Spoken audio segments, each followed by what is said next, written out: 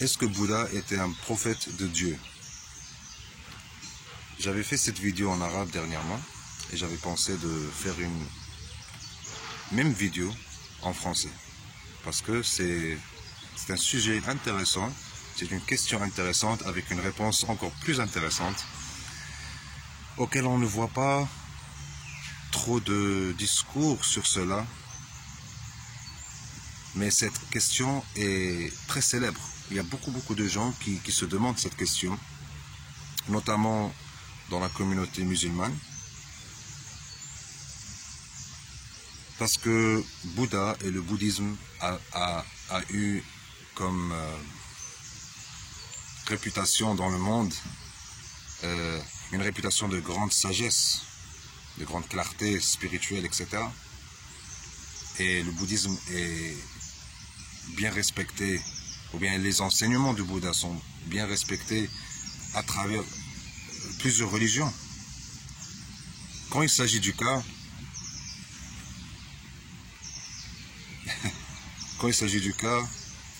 on voit souvent les religions abrahamiques, surtout l'islam, qui essayent de s'approprier ces choses-là pour dire oui, c'est un musulman, oui, Dieu a envoyé Bouddha. En fait, tous les prophètes avant Mohammed étaient musulmans, etc. Bon, ça c'est un autre sujet. Il y a deux significations pour le mot musulman. Alors, ils jouent avec les deux, mais ils disent que Bouddha, certains imams, etc., disent oui, Bouddha était un prophète de Dieu, ou bien ça peut être le cas. On va parler de cela. Alors, en tant que pratiquant du bouddhisme moi-même, j'avais commencé à pratiquer le bouddhisme depuis l'âge de 12 ans, 13 ans. J'avais commencé à étudier le bouddhisme, notamment le bouddhisme zen. Et à partir de l'âge de 14 ans, j'ai sérieusement commencé j'ai embrassé les enseignements et je les ai adoptés dans ma vie.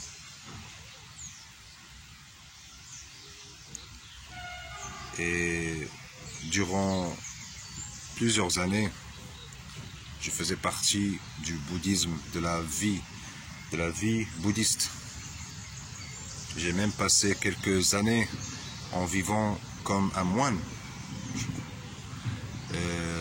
mais bien sûr dans un pays musulman, dans un pays qui n'a pas d'endroit officiellement bouddhiste, mais pour le bouddhiste c'est pas grave, parce que pour le bouddhiste, ou bien dans le bouddhisme, le temple c'est déjà le corps, le temple c'est la nature, c'est l'existence, c'est là où on trouve le sacré. Le sacré n'est pas forcément quelque chose qui est construit par l'homme, mais qui est construit par l'intelligence divine, on peut l'appeler comme ça, pour ne pas personnifier Dieu, ou bien le divin. Alors, Bouddha, est-ce que c'était un prophète? Voyons voir d'abord deux choses. C'est quoi le mot prophète? Qu'est-ce que ça veut dire? Et Bouddha, qu'est-ce que ça veut dire? Alors un prophète dans les religions abrahamiques, c'est quelqu'un qui est envoyé par Dieu. Dieu étant un personnage, pas juste une force, mais une force personnifiée, qui parle, qui demande, qui répond, qui envoie, qui punit, qui récompense, etc. Tous les prophètes ont été d'abord envoyés par Dieu, directement parler avec Dieu, d'une façon ou d'une autre, directement ou indirectement, mais envoyés par Dieu, qui ont un message aux gens chez qui ils vont aller pour prêcher la parole divine, et tous les prophètes disent aux gens, il faut que vous croyaient en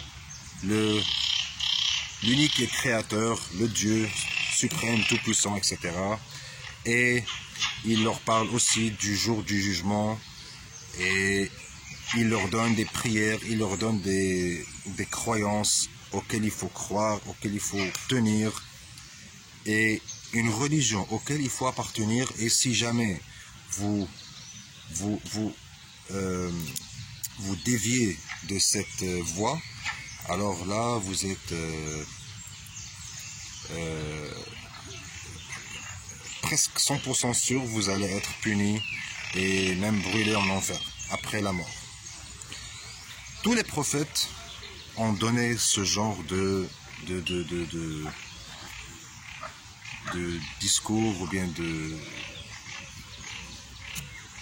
principes ou bien de règles. Alors, Bouddha. Le mot Bouddha veut dire l'éveillé. Le mot Bouddha n'est pas le nom de cet homme qu'on appelle Bouddha. Son nom c'est... J'espère que vous arrivez à m'entendre toujours. Il y a des grenouilles ici. Il y a même des lotus très jolis. C'est le moment parfait pour parler de Bouddha. Parce que le symbole du Bouddha ou bien du bouddhisme c'est le lotus. Alors, le mot Bouddha veut dire éveillé. Son nom n'était pas Bouddha. Son nom était Siddhartha Gautama. Et c'était un prince qui a fui son royaume pour chercher la vérité de la vie, de l'existence et pour comprendre pourquoi est-ce qu'il y a tant de souffrance dans le monde et comment franchir cette souffrance, comment trouver un moyen d'aller au-delà de cette souffrance ou d'éviter cette souffrance pour créer la paix, la joie, le bonheur, le bien-être dans le monde. Donc le bouddhisme est une religion, entre parenthèses, très basée dans la paix, très paisible, très non violente. Alors, Bouddha veut dire l'éveillé. Qu'est-ce que Bouddha a fait quand il est venu? Tout d'abord, quand il a fui son royaume, il a passé de longues années à s'entraîner, à entraîner sa conscience, son corps, et finalement, il était éveillé. Il avait atteint l'éveil spirituel. Et quand il a atteint l'éveil spirituel, il a commencé, bon, il avait déjà des disciples qui partageaient avec lui sa voie, sa recherche. C'était comme une recherche spirituelle, scientifique. Mais quand il a eu son éveil sous l'arbre qu'on appelle l'arbre Bodhi, eh bien, il n'a jamais dit, en fait, Bouddha n'a jamais parlé de Dieu. Bouddha n'a jamais dit, je suis l'envoyé de celui-ci ou celui-là. Bouddha n'a jamais dit qu'il faut croire en le Tout-Puissant. Il n'a jamais dit qu'il ne faut pas croire. En fait, il ne parlait pas de croyance. Il ne parlait pas de appartenir à une religion. Il ne parlait pas de éviter l'enfer si vous ne croyez pas, etc. Il parlait plus avec des palabres.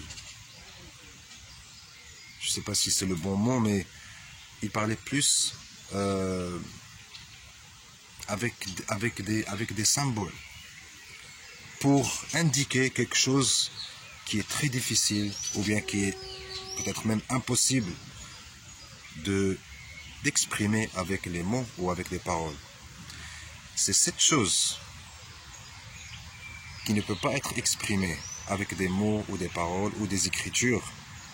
C'est ça que l'éveillé, ou bien le Bouddha, ou bien les Bouddhas, parce qu'il y a plusieurs, ou bien même les bouddhistes, et d'autres même qui ne sont pas bouddhistes, considère divin. C'est cette chose, ce phénomène qui ne peut pas être exprimé par des mots. Par des mots. Les mots sont, peu importe la beauté des mots, ils ne peuvent que indiquer quelque chose de plus grand. Les mots sont très limités dans l'existence. Les mots sont très utiles pour utiliser dans la vie quotidienne. Ils sont très utiles pour décrire certaines choses avec précision, bien sûr.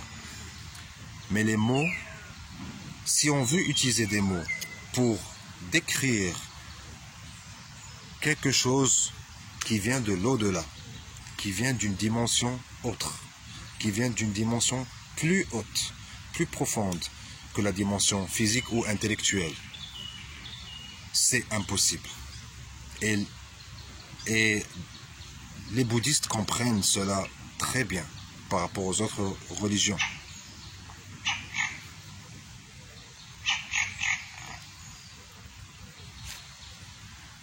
Alors le mot Bouddha veut dire éveillé, mais en sanskrit. Buddhi veut dire l'intellect. Bouddha veut dire quelqu'un qui a franchi l'intellect, quelqu'un qui est devenu un témoin de son propre intellect. Bouddha, c'est quelqu'un qui est devenu un témoin de son intellect et de son imagination et de tout ce qui se passe dans son esprit ou dans son mental. Parce que la plupart des gens, les gens non éveillés, ils vivent dans leur mental. Ils vivent dans leur mental, ils voient le monde à travers leur mental, et le mental tout à fait est conditionné. Quand on parle du mental conditionné. Ce n'est pas un mental libéré. Un mental libéré, c'est un mental... Un mental libéré, c'est quand nous, on se libère de notre mental et qu'on aperçoit qu'on a tant de conditionnements. On devient conscient de nos conditionnements. C'est la première étape. Et la deuxième étape, petit à petit, avec cette conscience, en gardant cette conscience, on se déconditionne le mental. Et c'est ce qu'on fait dans la méditation, c'est ce qu'on fait dans le yoga, c'est ce qu'on fait, même les bouddhistes le font. Les bouddhistes sont célèbres pour la méditation.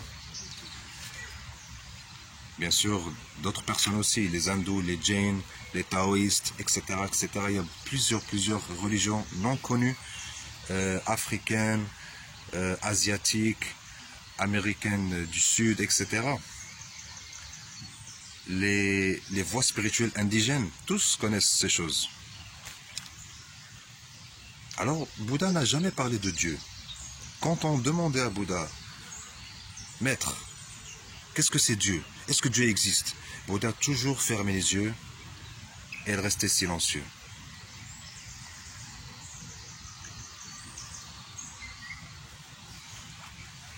Bouddha n'a jamais parlé de Dieu, mais il indiquait cette chose qu'on considère Dieu, cette chose qui est la source de la vie. Ce n'est pas question de croire ou ne pas croire. Il y a une source de vie. On est tous venus de quelque part, ça c'est clair. Cette source, même si elle est inconnue, elle est la source. C'est ça ce qui est considéré comme divin. Et cette source peut être ressentie plus dans le monde naturel, avec les arbres, avec les animaux, avec la terre, avec la pluie, etc. Le soleil, les étoiles, la lune, la pleine lune surtout, mais beaucoup de choses. En méditant avec nous-mêmes, en étant en pleine nature, en devenant un avec la nature, parce qu'on est déjà un avec la nature, notre corps est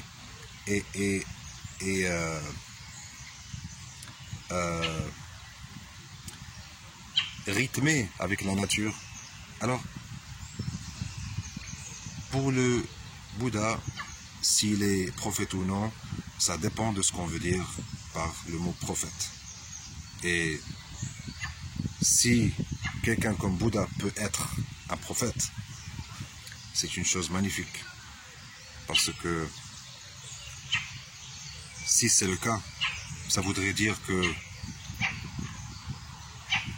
connaître le divin n'est pas une question de croyance, n'est pas une question d'appartenance à une religion, n'est pas une question d'obéissance à des écritures, à un livre sacré. Si Bouddha est un prophète, ça veut dire hello, bonjour, how are you? Fine. Si Bouddha est un prophète, ça veut dire que